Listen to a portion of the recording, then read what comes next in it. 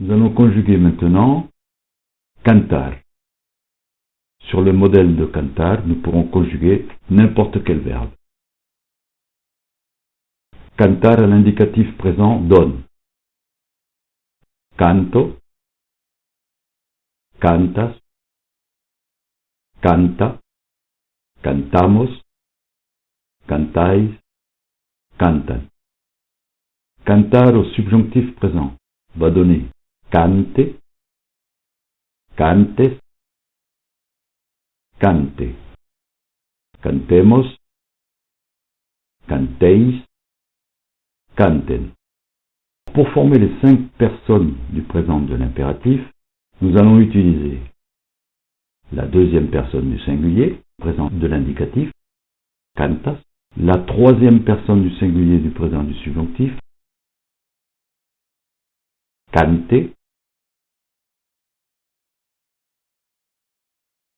la première personne du pluriel, cantemos, l'infinitif, cantar, la troisième personne du pluriel du présent du subjonctif, canten, pas de première personne, comme nous l'avons déjà dit tout à l'heure. Pour la deuxième personne, nous prenons cantas et l'on enlève le S. Nous nous retrouvons donc avec canta. Le S de la deuxième personne du singulier disparaît. Pour la troisième personne, nous allons prendre directement la troisième personne du singulier du subjonctif, cante, et nous allons la garder telle que, sans la modifier.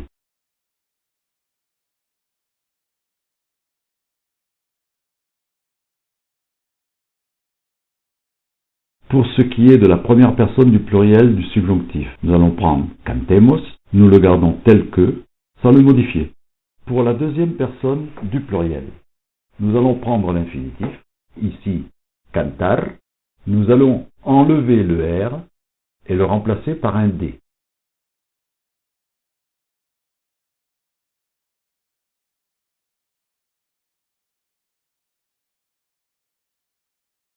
Cantar devient cantad.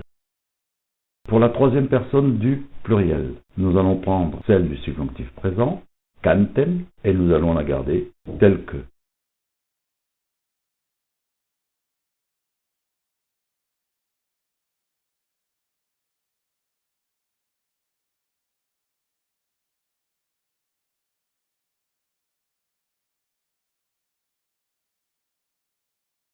Récapitulons maintenant.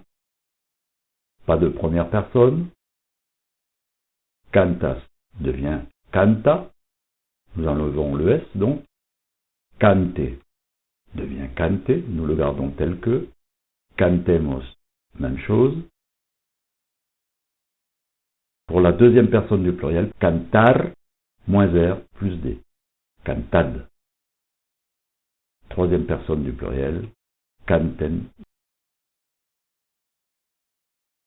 Ce qu'il faut savoir pour éviter de tout apprendre par cœur, c'est le présent de l'indicatif, le présent du subjonctif, et la liste des deuxièmes personnes du singulier irrégulière de l'impératif.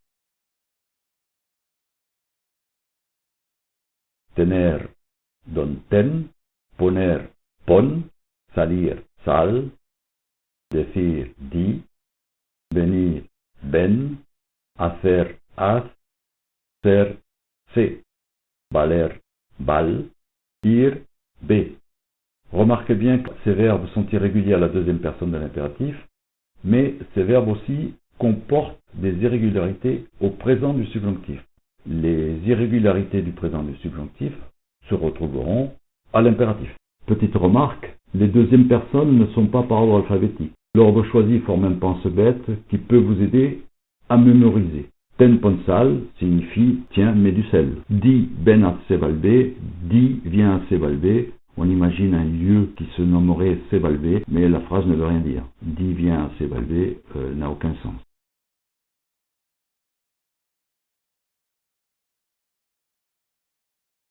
Ten, pon, sal, di, ben, at, se, bal, b. Subjonctif irrégulier à connaître pour conjuguer l'impératif. Tener, tenga, tengas, tenga, tengamos, tengáis, tengan. Poner, ponga, pongas, ponga, pongamos, pongáis, pongan.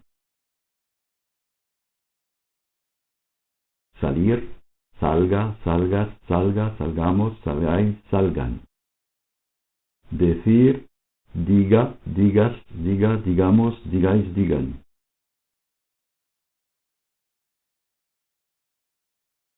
Venir, venga, vengas, venga, vengamos, vengáis, vengan.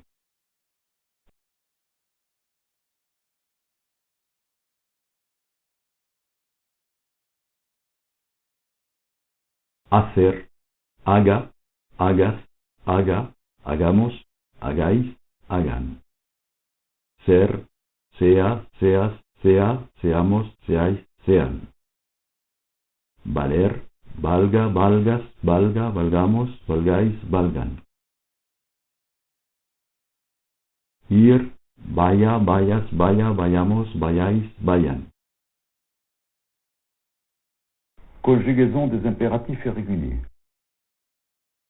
Ten, tenga, tengamos, tened, tengan.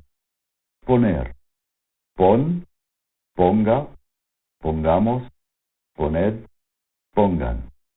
Salir, sal, salga, salgamos, salid, salgan. Decir, di, diga, digamos, decid, digan.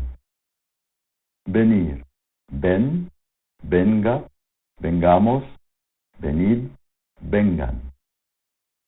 Hacer, haz, haga, hagamos, haced, hagan. Ser, sé, sea, seamos, sed, sean.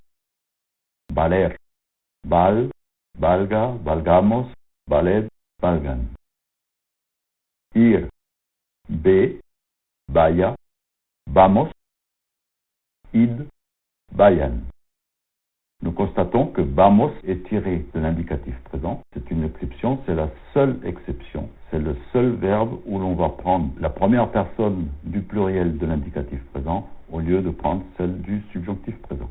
Donc, pour récapituler, pour former l'impératif, quel que soit le verbe, vous allez prendre la deuxième personne irrégulière, l'impératif irrégulier, la troisième personne du singulier du subjonctif présent, la première personne du pluriel du subjonctif présent, l'infinitif en enlevant le R et en rajoutant un D, et ça c'est valable pour tous les verbes, qu'ils soient réguliers ou non, et la troisième personne du subjonctif présent.